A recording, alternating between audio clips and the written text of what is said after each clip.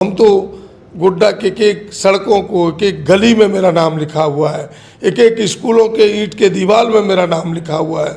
आज कॉलेज में जो बच्चे पढ़ रहे हैं बीएड, 10 सालों से बीएड कर रहे हैं, उसमें मेरा नाम लिखा हुआ है। जिस सड़क पर वो पैर रखेंगे उस पैर के एक ईंट, एक पत्थर पर गोड्डा का बेटा प्रदीप यादव का नाम लिखा हुआ है। जो काम सरकार के स्तर पर होता है उसी में अपना लेबल लगा करके झूठा प्रचार करते हैं, इसीलिए जनता उसे संज्ञान में नहीं लेती। आम जनों की ज़रूरतों को न तो उन्होंने कभी समझने का प्रयास किया, न तो उनकी ज़रूरतों के अनुरूप उनकी समस्या का समाधान करने का प्रयास किया, जिस कारण आम लोगों में एक आक्रोश है। आज पूरे गोड्डा में आम लोग आक्रोशित है कि वो हमारे बीच के नहीं है। ये व्यक्ति जानबूझ के उसी रास्ते को चुनता है, लोगों को प्रभोग करने का प्रयास करता है और उनकी मंशा ये है। आपने देखा होगा कि मेरी नॉमिनेशन के एक दिन पहले उन्होंने कहा था कि यहाँ खून खराबा होगा। जानबूझ करके उस हजारों लोगों के बीच आए कि कोई गुस्से में मुझे एक तमाचा लगा दे, कोई गुस्से में हमारे गाड़ी का एक शीशा फोड़ दे। इस प्रकार की घटना हो ताकि उसको राजनीतिक रूप दे करके इसको पूरे देश दुनिया में, पूरे क्षेत्र में हम बना सकें। जब तक जिंदा हो, जब तक मेरे शरीर में खून का एक कतरा भी बचेगा, इस गोड्डा की सेवा करूंगा। एमपी एमएलए बनना तो छोटी बात है, लेकिन उससे बड़ी बात है सेवा करना। गोड्डा हॉट सीट बना हुआ है। सबकी निगाह इस बात पर टिकी है कि गोड्डा में इस बार क्या होगा, क्योंकि कांग्रेस और इंडिया गठबंधन के प्रत्याशी प्रदीप यादव मजबूती के साथ चुनाव लड़ रहे हैं। और पहली बार इसी गोड्डा की धरती पर गांधी मैदान में कल ही प्रियंका गांधी की एक बड़ी सभा हुई, जिसमें पूर्व मुख्यमंत्री हेमंत सोरेन की पत्नी कल्पना सोरेन भी शामिल हुई और मंच से बहुत कुछ कहा गया। इस वक्त हमारे साथ खुद प्रदीप यादव हैं, जो प्रत्याशी हैं कांग्रेस और इंडिया गठबंधन के। प्रदीप जी, प्रियंका गांधी शायद पहली बार आई गोड्डा और जिस तरह से सभा को संबोधित की, खास करके इंडिया गठबंधन और कांग्रेस के जो नेता हैं, ऐसा लग रहा है कि बूस्टअप हुआ है, एक नया उत्साह और जोश भरा है। क्या इसका असर लग रहा है कि अभी कुछ ही दिन बचा चुनाव प्रचार का, उस पर बहुत पड़ेगा? देखिए, इसमें कहीं दो राय नहीं है कि जब बड़े नेता पार्टी के आते हैं और पार्टी की आइडियोलॉजी आने वाले दिन में पार्टी की सरकार बनने के बाद जो करने वाली वो कमिटमेंट जब जनता के बीच वो परोसते हैं तो उन पर भरोसा जनता का होता है और वो भरोसा वोट में तब्दील होता है। और हमें लगता है कि कल प्रियंका जी ने जो हृदय की वेदना और अपने कमिटमेंट को जनता के बीच, हजारों लोगों के बीच जो रखी है, हमें लगता है कि वो भावनाएं गोड्डा के लोगों के दिल को छुआ है। और जो एक परिवर्तन की बयार यहाँ चली है, वो बयार आंधी में तब्दील हुआ है, इसमें कहीं दो राय नहीं है। और मैं कह सकता हूँ कि परसों, कल और आज में फिर एक बड़ा अंतर आया है। लोग उद्वेलित हैं बदलाव में, लोग आक्रोशित है उनके विरोध में, और हमें लगता है कि ये सारा चीज़ मिलकर के इस बदलाव को पूर्णता प्रदान करेगी। दिल्ली, रांची में बैठकर जो विश्लेषक ये विश्लेषण करते हैं कि गोड्डा में कई खेमा है, लेकिन कई लोगों से कल मेरी बातचीत हुई, दीपिका पांडे जी से, इरफान अंसारी जी से, ऐसा लगा कि प्रियंका गांधी के आने के बाद सब एकजुट हुए हैं और मजबूती के साथ आपके साथ काम कर रहे हैं, प्रचार कर रहे हैं। ऐसा क्या मैदान में भी दिख रहा है? देखिए, राजनीति है तो थोड़ी बहुत तो आपस की भिन्नता रहेगी, लेकिन ये चुनाव के समय की बात नहीं है। सबकी इच्छा रहती है हम आगे बढ़ें, हम आगे बढ़ें, और प्रतिस्पर्धा जीवन को आगे बढ़ाती है, हम उसको बुरा नहीं मानते। लेकिन आपको यह जो चुनावी जंग है, इस जंग में सारे लोग मिलके लड़ते हैं, चाहे वो किसी दल के हो, और हमारे दल में इस प्रकार की चीज़ें तो चलती नहीं है। कांग्रेस हमें लगता है कि गोड्डा में मिल के लड़ रही है, मजबूती से लड़ रही है, जिस कारण से आज इस लड़ाई में कांग्रेस आगे है। आप पहले भी चुनाव यहाँ लड़ते रहे और इस बार लड़ रहे हैं, क्या अंतर देख पा रहे हैं, खास करके अगर 19 की बात करें और ये 24 के चुनाव में? देखिए, पहले और आज की बात नहीं, हम जीवन के 9 चुनाव पहले लड़े हैं, 6 चुनाव तो हमने जीता है, 3 चुनाव को अब तक हारा है। ये मेरे जीवन का 10वां या 11वां चुनाव है। आज तक उन चुनावों में जो हमको जनता का समर्थन मिलता रहा था, 23 वर्ष का जो सक्रिय राजनीति जीवन रहा है, उसमें सबसे बेहतर समर्थन हमने इस बार पाया है। इस बार सभी वर्गों का, चाहे वो दलित हों, पिछड़े हों, आदिवासी हों, माइनॉरिटीज हों, अगड़े हों, झारखंडी मिजाज के तमाम लोगों, नौजवान हों, बूढ़े हों, महिलाएं हों, तमाम लोगों का समर्थन दिख रहा है। और वो समर्थन हमें काफ़ी ऊर्जा दिया है, ऊर्जान्वित किया है और हमारे उत्साह को काफ़ी बढ़ाया है। और उस आधार पर हम कह सकते कि इस चुनाव में हम भारतीय जनता पार्टी के उम्मीदवार से काफ़ी आगे चल रहे हैं। आपकी तरफ से ये नारा दिया जा रहा है कि बदलाव की बयार अब की बार प्रदीप की सरकार, तो ये दूसरी की तरफ से बोला ये जा रहा है कि हमने एक विकास का मॉडल रखा है, हम एम्स लाए, हम एयरपोर्ट लाए, हम रेलवे लाए, हम 4 लेन बना रहे हैं। प्रदीप जी के पास क्या रोड मैप है? आप पोड़ैयाहाट के विधायक रहे, क्या आपने वो कोई एक मॉडल पेश किया है कि हम इस हिसाब से काम करें? देखिए, वो उनका मॉडल नहीं है, यही तो उनकी पुरानी आदत रही है जिसको जनता आज स्वीकार नहीं कर रही है कि चीज़ें देश में समय के साथ बदले, विकास के भी मॉडल बदले। पहले जब सड़कें नहीं थी तो मुख्य सड़कें बनना प्रारंभ हुआ, मुख्य सड़कें बनी तो फिर गांव की सड़कें, प्रधानमंत्री सड़क योजना आया, फिर गांव की सड़कें बनना प्रारंभ हुई। फिर राज्य सरकारों ने भी जो प्रधानमंत्री के अंतर्गत जो कनेक्टिविटी ना हो पाया, सभी राज्यों ने कहीं मुख्यमंत्री सड़क योजना, राज्य संपोषित योजना कह करके अपने स्टेट के पैसे से भी इस काम को प्रारंभ किया। फिर जगह जगह स्कूल बनना प्रारंभ हुआ, जगह जगह अस्पताल बनना प्रारंभ हुआ। तो एक सतत प्रक्रिया है समय के साथ। तो उसी प्रकार जहाँ रेलवे कनेक्टिविटी नहीं था, सरकार ने नीतिगत फैसला लिया कि उन जिलों को रेलवे कनेक्टिविटी दिया जाए और गोड्डा भी उसमें से आया। और ये मनमोहन सिंह के ज़माने में हुआ। ठीक है, काम करने में ऐसा नहीं कि मनमोहन सिंह ने जिस दिन शिलान्यास कर दिया उसी के 6 महीने के अंदर कोई चीज़ पूरा होगा। वो सौभाग्यशाली रहे कि जब वो सांसद रहे तो उस समय यह काम पूरा हुआ। भाई ठीक है, शराब किसी और का, बोतल किसी और का, लेवल इन्होंने अपना लगा लिया और वो जनता के सामने ये बेहतर परोस रहे अपने पैसों के माध्यम से मैनेजमेंट करके। लेकिन जनता इन चीज़ों को समझ रही है कि ये तो सरकार की ड्यूटी बनती है, जिम्मेवारी बनती है इन कामों को करने का। सरकार अपनी जिम्मेवारी को निभा रही है और कोई इसकी उपलब्धि इनके माथे पर नहीं जा रहा है, इनको सेहरा नहीं मिल रहा है। ये सारी चीज़ें रूटीन वर्क का ही है, कह सकते कि विकास का जो सतत प्रक्रिया उसका हिस्सा है। और वो नहीं कह सकते कि उन्होंने गोड्डा के विकास में कोई नयापन दिया या कोई एक ईंट दिया। जो मैं जानता हूँ और जितना आम लोगों से आप पूछेंगे, जो लोग आपको बताएंगे कि गोड्डा आम जनों की ज़रूरतों को ना तो उन्होंने कभी समझने का प्रयास किया, न तो उनकी ज़रूरतों के अनुरूप उनकी समस्या का समाधान करने का प्रयास किया, जिस कारण आम लोगों में एक आक्रोश है। आज पूरे गोड्डा में आम लोग आक्रोशित हैं कि वो हमारे बीच के नहीं हैं, हमारी वेदना को समझने का प्रयास नहीं करते हैं। उन्हें गाँवों से, गरीबों से, किसानों से कोई मतलब नहीं है। और मैं तो चुनौती भरे शब्दों में कहता हूँ कि भाई इन 15 सालों में किसी गरीब गुरुआ किसान, किसी जाति का हो, चाहे वो ब्राह्मण जाति के व्यक्ति क्यों न हो, किसी गरीब के घर में एक गिलास पानी पीते उनका एक फ़ोटो आ जाए मेरे सामने, तब हम जाने कि उन्होंने लोगों की ज़रूरत को समझने का प्रयास किया। एक फ़ोटो उनका ज़रूर वायरल हुआ कि एक पिछड़ा आदमी को अपने पैर धो करके उन्होंने पिलाने का प्रयास किया था, ये ज़रूर वायरल हुआ। लेकिन किसी गरीब के घर में एक गिलास कभी पानी पीते हुए कोई फ़ोटो वायरल नहीं हुआ, जिस कारण लोगों ने ये समझा कि ये हमारे नहीं हैं, ये हमारे बीच के नहीं हैं, ये हमारे काम को समझते नहीं हैं। जो काम सरकार के स्तर पर होता है उसी में अपना लेबल लगा करके झूठा प्रचार करते हैं, इसीलिए जनता उसे संज्ञान में नहीं लेती। और दूसरी तरफ जो मेरे मॉडल के बारे में आप जानना चाहते हैं, तो हम तो गोड्डा के एक सड़कों को, एक गली में मेरा नाम लिखा हुआ है, एक स्कूलों के ईंट के दीवार में मेरा नाम लिखा हुआ है। आज कॉलेज में जो बच्चे पढ़ रहे हैं बीएड, 10 सालों से बीएड कर रहे हैं, उसमें मेरा नाम लिखा हुआ है।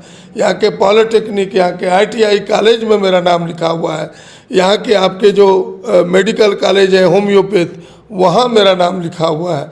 आप जिधर जाएंगे, जिस सड़क पर वो पैर रखेंगे, उस पैर के एक ईंट, एक पत्थर पर गोड्डा का बेटा प्रदीप यादव का नाम लिखा हुआ है। और हम गोड्डा की ज़रूरत को समझते हैं, गोड्डा की आवश्यकता को समझते हैं, और इसीलिए गोड्डा के लोग मुझे पसंद करते हैं। वो एक चीज़ हमेशा बोल रहे हैं हर जगह कि मैंने पिछली बार वादा किया था कि ट्रेन से नॉमिनेशन करने के लिए आएंगे, ट्रेन से ही आए। प्रदीप जी साइकिल से नॉमिनेशन करने के लिए जा रहे हैं। कांग्रेस चाह रही है कि फिर से वही 70 साल पुराने भारत में लेकर जाएं। देखिए, जब आदमी की खोपड़ी उल्टी हो जाए तो विचार भी उल्टे हो जाते हैं, और हमें लगता है कि उसी का एक हिस्सा ये मात्र है। वो नॉमिनेशन करने तो गए अपने 4,63,00,000 की गाड़ी पर, जो सबसे महंगी गाड़ी है। हमें नहीं लगता कि संतालपना वो गाड़ी किसी के पास है। फेरारी। अब फेरारी क्या नाम है, मुझे तो नाम भी नहीं पता, लेकिन जो लोगों ने कहा देवडाणू गए तो शायद कितने हज़ार का चप्पल था। देवडाण के लोगों ने एक फ़ोटो वायरल किया कि भाई आपकी चप्पल देखने के लिए हम लोग नहीं है, 15 सालों में आपने कभी अपना चेहरा नहीं दिखाया। लेकिन हमने ये कहा कि भाई हम तो ज़मीन के आदमी हैं, ज़मीन से रिश्ता है मेरा, इस ज़मीन को चूमते हैं, इस ज़मीन को प्रणाम करते हैं, तो ज़मीनी रिश्ता होने के नाते जो मेरी सवारी है उससे हमने नॉमिनेशन किया है। अभी कल एक घटना घटी गोड्डा में ही, किसी शाह जी को कोई दिनेश यादव नाम के व्यक्ति ने मारपीट की उनके साथ। खुद निशिकांत दुबे जी थाना पहुँचे और वो बोले कि प्रदीप यादव जी का ये नया गुंडा है। तो वो एक तरीके से कहीं ना कहीं आरोप लगा रहे हैं कि आप मारपीट करेंगे, या फिर ये एक इमेज बनाने की कोशिश हो रही है कि अगर आप आते हैं तो फिर ऐसा माहौल हो जाएगा। देखिए, गोड्डा के लोग जानते हैं इन चीज़ों को। हमें नहीं लगता कि इसको कभी लोगों ने उनका कभी कोई वीडियो देख करके इस पर कोई सोचा भी होगा कि इस तरह की बात हो सकती है। और हमें लगता है कि हमारा भी बोलना थोड़ा ज़्यादा ही हो जाएगा। इनकी आदत सी है, ये अंतिम हथियार के रूप में इसी तरह की चीज़ों को, कि कहीं कोई झगड़ा हो गया। देखिए, जब आदमी है, दो लोग मोहल्ले में हैं, वो किसी जाति बिरादरी को हो सकते हैं, आपसी विवाद है, तो अभी चुनाव का समय है, चुनाव के पहले भी होता रहा है, चुनाव के बाद भी होगा, चुनाव के समय भी होगा, झगड़े तो होंगे, झगड़े तो होते ही है। संजोग से एक बेचारा यादव जी है, एक बेचारा शाह जी है, दोनों का क्या ट्रैक रिकॉर्ड है। न तो हमारा शाह जी से कोई रिश्ता है, न तो यादव जी से कोई रिश्ता है, न तो वो लोग हमको जानता होगा कि भाई नेता के नाते जानता होगा, हो सकता मेरे दरवाजे पर कभी आया हो कि हम उनके लीडर हैं तो, लेकिन ना तो एक ही लोगों को इन चीज़ों पर हमें लगता है कि कोई इस प्रकार का भारीपन इस घटना में नहीं है। लेकिन फिर भी घटना ना हो, पुलिस इस पर तहकीकात करे, जो भी दोषी हो उस पर कार्रवाई हो, चाहे वो साजी हो चाहे यादव जी हो। लेकिन मैं इतना ज़रूर कहूँगा कि दुबे जी को इस प्रकार की ओछी राजनीति, जब उनके पास लोग ना हो, उनके पैर की ज़मीन जब खिसक रहा हो, तो ये अंतिम हथियार उन्हें अख्तियार नहीं करना चाहिए। वो करें, भले उनकी मन की संतुष्टि होगी कि इस कारण शाह जी मेरे पक्ष में खड़े हो जाएंगे। शाह जी ने उन्हें अब बिल्कुल नेगलेक्ट कर दिया है, रिजेक्ट कर दिया है। अब शाह जी इस घटना से उनके पीछे खड़े होने वाले नहीं हैं। जो उनकी मंशा है कि मेरी राजनीतिक रोटी सेकी जाएगी इस घटना से, वो उनका पूरा होने वाला नहीं है। और एसडीपीओ ने तो साफ कह दिया, जब पुलिस अधिकारी के मैंने बयान को सुना, कि भाई ये आपसी ज़मीन विवाद के छोटे मोटे मामले हैं, कोई राजनीतिक झगड़े हैं नहीं। और सच भी यही है। अब उसको किस रूप में क्या रंग वो देते हैं, वो उनका काम है, मेरा काम नहीं है। आपके नॉमिनेशन के दौरान एक तस्वीर भी वायरल हुई कि आप दोनों हाथ मिला रहे हैं। कल भी जब प्रियंका जी की सभा थी, आप वहाँ पर थे, वहीं से निशिकांत जी की गाड़ी क्रॉस हुई। मतलब ये संयोग है कि एक साथ दोनों हो जा रहे हैं कि कोई बात है? नहीं, बात नहीं है, उनकी मंशा गलत है। जब किसी पार्टी किसी दल के लोग एक साथ जुटे हैं तो सच में वो उत्साहित रहते हैं। विरोधियों के प्रति उनकी नज़र थोड़ी टेढ़ी रहती है, चाहे हम रहें चाहे और कोई रहे। समर्थकों का सामान्य तौर पर यही रहता है। और हमें भी प्रयास करना चाहिए कि उनके समर्थक जब उत्साहित हों कहीं, तो प्रयास करना चाहिए कि उस रास्ते में हम ना जाएं, अवॉइड करें। लेकिन ये व्यक्ति जानबूझ के इसके उसी रास्ते को चुनता है, लोगों को प्रभोग करने का प्रयास करता है। और उनको उनकी मंशा ये है, आपने देखा होगा कि मेरी नॉमिनेशन के एक दिन पहले उन्होंने कहा था कि यहाँ खून खराबा होगा, यहाँ लोगों के सर फोड़े जाएंगे। शीशा तोड़ा जाएगा। इसी कारण वो जानबूझ करके उस हजारों लोगों के बीच आए कि कोई गुस्से में मुझे एक तमाचा लगा दे, कोई गुस्से में हमारे गाड़ी का एक शीशा फोड़ दे, या हमें थोड़ा सा खरोंच भी लगा दे, या कोई भूल से धकेल भी दे। इस प्रकार की घटना हो ताकि उसको राजनीतिक रूप दे करके इसको पूरे देश दुनिया में पूरे क्षेत्र में हम बना सकें। और उसी का हिस्सा कल भी था। कल भी उन्हें पता था कि भाई प्रियंका जी आ रही है, कांग्रेस की इतनी बड़ी नेत्री है, जेएमएम की इतनी बड़ी नेत्री है, लोग हजारों में इकट्ठा होंगे। उस बीच में जाना, बस उनकी मंशा यही है कि कहीं न कहीं लोग हमें छेड़े, और छेड़े तो उसको हम तिल का ताड़ बना करके फिर दुनिया के सामने परोसे और राजनीतिक रंग दे करके इसका फ़ायदा उठा सकें। इसी कारण वो आते हैं। लेकिन आपने देखा होगा कि हम सबकी ऐसी मंशा नहीं है। वो भले इस मंशा से आए, लेकिन हमसे मुलाकात हुई तो पहले हमने हाथ बढ़ा के उनसे हाथ मिलाया है, ये उसका प्रमाण है। एक आखिरी सवाल, अभी अमित शाह जी कल आ रहे हैं, उसके बाद योगी जी आ रहे हैं, तो इतना बड़ा कैंपेनिंग हो रहा है, हो सकता है कि मोदी जी भी आएँ। ऐसा माना जा रहा है कि गोड्डा की जो है पूरी लड़ाई अगड़ी वर्सेस पिछड़ी की हो गई है, तो फिर मोदी जी आएंगे तो पूरा तो माहौल बदल कर चले जाएंगे। कैसे आप टिक पाएंगे? देखिए, जनता जब मूड बनाती है ना, कोई भी है, हम किसी का नाम नहीं लेते, यहाँ लोगों ने मूड बना लिया है। और लोगों का मूड ये है कि जो 15 वर्षों से रहा है और वो हमें हक अधिकार नहीं दिया, यहाँ के दलित गुस्से में है, यहाँ का पिछड़ा गुस्से में है, यहाँ का आदिवासी गुस्से में है, माइनॉरिटीज गुस्से में है, अगड़ी जाति के भी जो गरीब तबके के लोग हैं, जिसको इन्होंने कभी हाई हिलो भी नहीं किया, जिसके बारे में कभी सोचा तक नहीं, ये तमाम लोग, गरीब, किसान, मजदूर, ये सब एक साथ है। किसी के आने से भी कोई प्रभाव होने वाला नहीं है। सब लोग इंटैक्ट है, सब लोग एक साथ है। और हमें लगता है कि मेरे पक्ष में सारे लोग जाएंगे। वो प्रयास करें, सब लोग प्रयास करेगा, वो जोगी जी को लाने का प्रयास करेगा ताकि हिंदू मुसलमान का यहाँ तफरका हो, लोग इस तरह का भाषण कराएंगे, ये सारी चीज़ें चलेगी। लेकिन लोग अब इन चीज़ों को समझ चुका है। अब देश में ना तो हिंदू मुसलमान चलेगा, ना तो इस क्षेत्र में चलेगा। अब केवल यह मॉडल चलेगा कि भाई हमारे लिए कौन सोचता है, हमारे लिए विकास के रास्ते कौन प्रशस्त करता है, हमारे हक और अधिकार की कौन बात करता है। हमें लगता है कि इसको जनता समझती है, इसलिए लोग हमारे साथ खड़े रहेंगे। और 4 को परिणाम आप देखिएगा, मैं आज कह रहा हूँ, बड़े अंतर से इंडिया गठबंधन कांग्रेस जीतेगी। हम तो केवल एक व्यक्ति उस बीच में खड़ा दिखेंगे आपको। जी, आपकी व्यस्तता बढ़ जाएगी, शायद ये आखिरी इंटरव्यू हो मतदान से पहले का। क्या अपील कर रहे हैं जिन लोगों तक नहीं पहुंच रहे, अगर वीडियो के जरिए आपका संदेश जाए तो क्या कहेंगे गोड्डा की जनता से? पूरे गोड्डा लोकसभा के लिए जो मेरा पहले से अनुभव रहा है और जो मेरी हृदय की वेदना रही है, जिस अंतः भावना से मैं लोगों की सेवा करता हूँ, जो मेरी मूल पंक्ति है कि गोड्डा लोकसभा का मैं नेता नहीं, गोड्डा लोकसभा का मैं बेटा हूँ। और इसी भावना से विगत 30-35 वर्षों से इस धरती का सेवा किया हूँ, यहाँ की जनता का सेवा किया हूँ। जब तक जिंदा हूँ, जब तक मेरे शरीर में खून का एक कतरा भी बचेगा, इस गोड्डा की सेवा करूँगा। MP MLA बनना तो छोटी बात है, लेकिन उससे बड़ी बात है सेवा करना।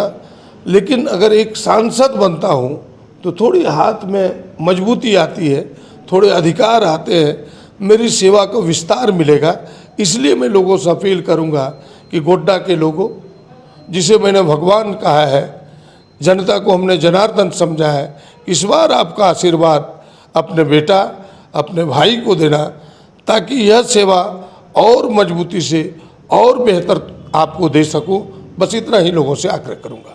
बायोम मेडिकल प्रिपरेशन का एकमात्र संस्थान जहां है complete digital classrooms, individual doubt counters, video lectures, student tracking system, library facility, 100% result oriented rankers batch, study package and class notes in PDF। Jharkhand के इतिहास में पहली बार नीट UG में 700 मार्क्स पार। 10th पास स्टूडेंट्स के लिए फाउंडेशन कोर्स और 11th पास student के लिए फ्रेशर कोर्स। 12th पास स्टूडेंट्स के लिए टारगेट कोर्स 18 अप्रैल से शुरू हो रहे हैं। Contact biome.